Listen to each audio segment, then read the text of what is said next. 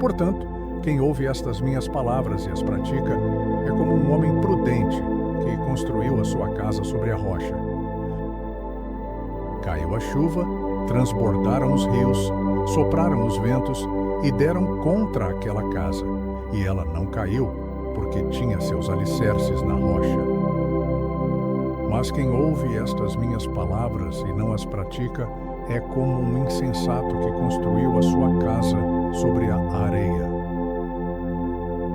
Caiu a chuva, transbordaram os rios, sopraram os ventos e deram contra aquela casa, e ela caiu. E foi grande a sua queda.